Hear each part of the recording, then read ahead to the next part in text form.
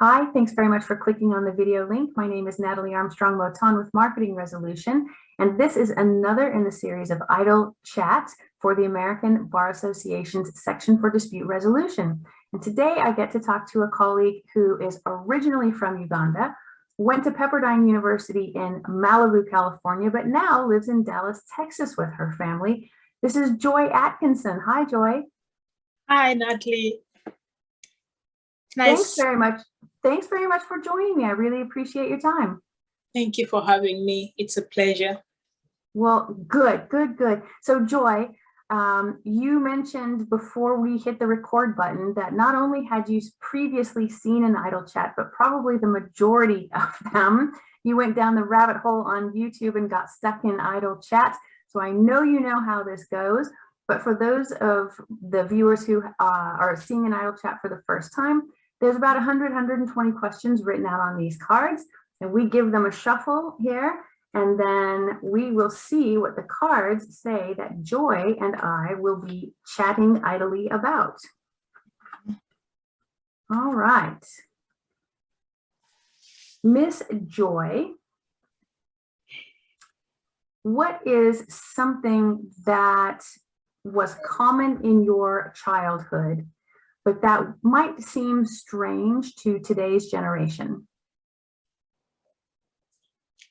Well, I think commonly, well, I've had different cultures. I've had the Ugandan culture. Now I'm living the American culture in my adulthood. So there's a lot of difference of how the kids were raised back in Uganda and back in our days and how the kids are raised now. I think growing up, our duty was to mostly help our parents. It was pride and excitement to be able to do something or help around with work and chores and everything for your parents to, oh, she's a good girl. So the idea of goodness and hardworking, I feel like it has changed over time. Back then, we were measured by how much work you do, how much agriculture stuff, how much you're helping around home, and how much that is how society viewed you being a disciplined child. Now, it's less about childhood, chores at home and helping, and it's more about something else, which is interesting. So I feel like now the children now have more autonomy and more authority over, more say over stuff. Back then, no, the parent was always right and the parent was always correct and had the last opinion. So we're more people pleasers back then. Right. No, I think you're right. I think that's a big difference, and not just a cultural difference, but also a generational difference. Yeah, that's a big one. Joy, how many hours per day do you spend online?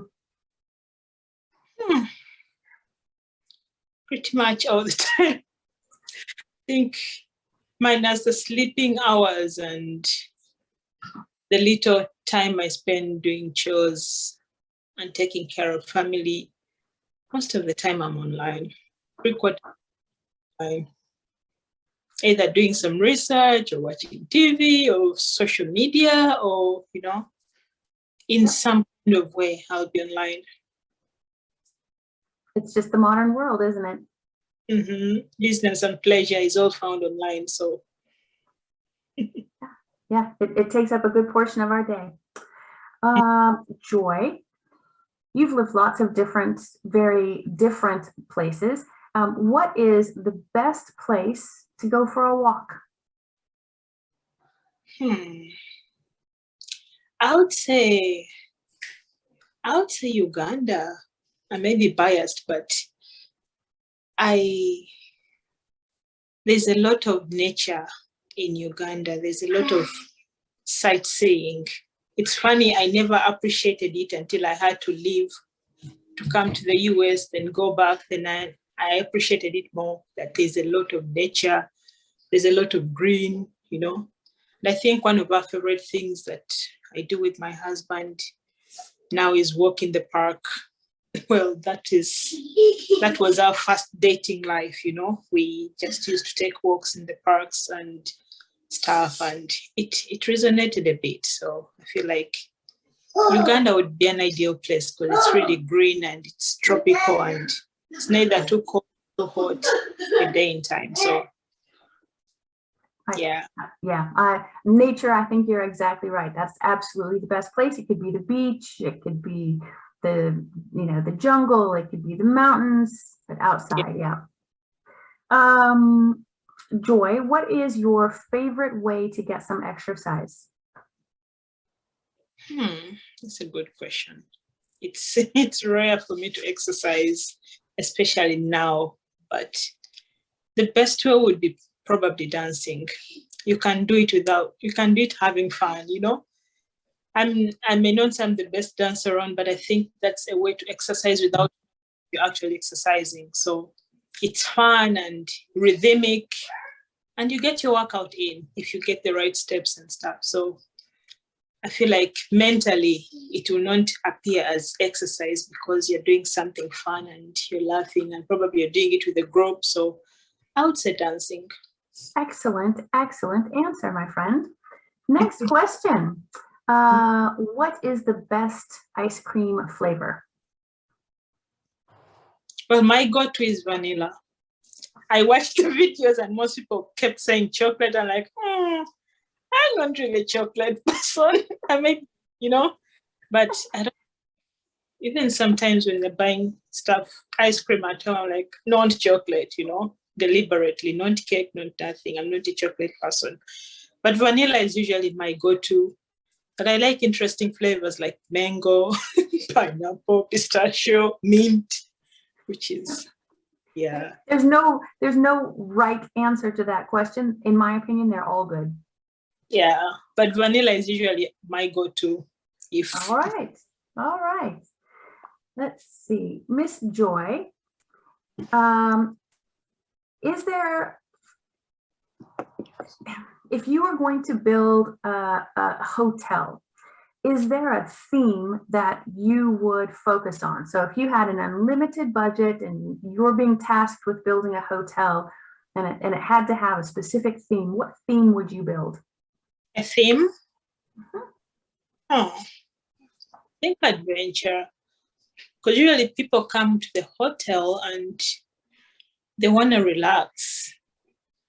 I think I'll do the adventure theme kind, you know, because I know, well, it's funny, but when people go to hotels, they either stay indoors or they want to take a look at the hotel. So something that is not usually at home, I would like to bring it, you know, something different. So I'll probably do a lot of adventures, a lot of things to look forward to or to write home about. There you go. I like that experience. Yeah. Good for you. Joy, is there something that always cheers you up? Cheers me up? I think my go-to is music.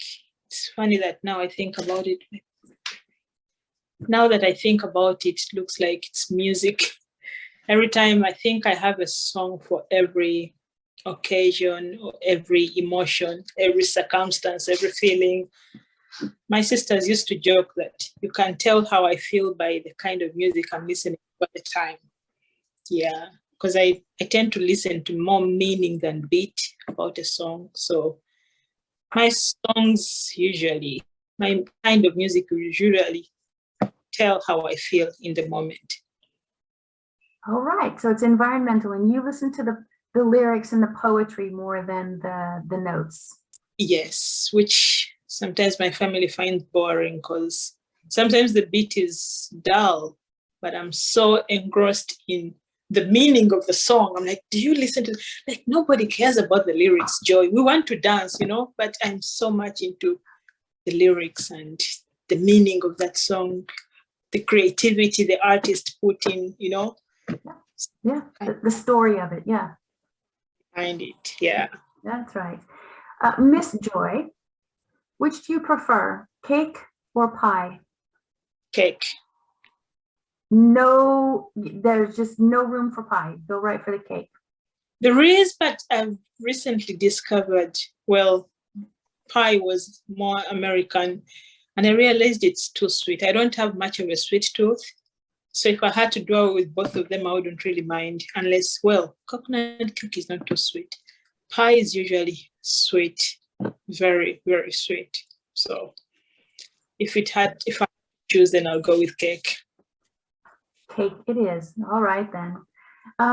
Let's see. Next question, Joy, what is the, well, we've got a lot of food questions here. What is the spiciest food you've ever eaten? I don't even have a spicy tongue, but spiciest food. Oh, one time I went to an, I think, Indian restaurant, and I had chicken tikka.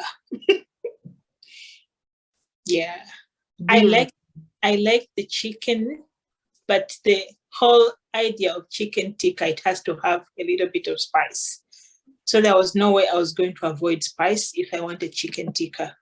So I think that chicken tikka has been the spiciest food I've had, and I really had a glass of water next to me, but I enjoyed the meal. That's one of my favorite dinners. I love a good chicken tikka masala. Good choice, ma'am. Joy, when was the last time you slept more than 9 hours? Oh, this is the time. Yes, because I've been back for like 5 months in the US. I don't have the work authorization yet, so most times I'm full-time housewife, and I sleep and wake up to sleep again and wake up to sleep again, and do some blogging too. So when I'm tired of sleeping, I write something down, you know? Yeah. That's a good schedule. And Joy, I'll ask you the same thing I ask every guest as the last question, and that is, what do you love most about the resolution industry? I think, I have a litigation background. Then I went into dispute resolution, and one common thing I realized, and I that made me make up my mind to do mediation or alternative dispute resolution, was the look on the people's faces. The fact that you've done something that both parties are actually happy about, or they're willing to shake hands about, that is satisfaction. And that gives me the urge to want to help and help and help, because I know at the end of the day, when they're happy, it is satisfying. So the feeling of satisfaction at the end of the mediation, whether it has been successful or not, even when it was non-successful, it is at least amicable. You agree to disagree. But if it is successful, everybody, is excited. And it is such an exciting thing to feel like you've been helpful, you've been a part of a situation where people couldn't figure out stuff, and you help them figure it out, and they got their aha moment, and they come out of it happy. Everybody is a winner. So that is what gets me up every day, to do this mediation thing. Yeah, it's an amazing feeling and a really, really lovely contribution that you make to the greater world. Well, Joy, thank you so much for spending time with me today. I really appreciate chatting with you idly. Thank you, Natalie. I'm glad we did this. It was exciting. It is fun. All right, Miss Joy Atkinson, you take care. You too. All right.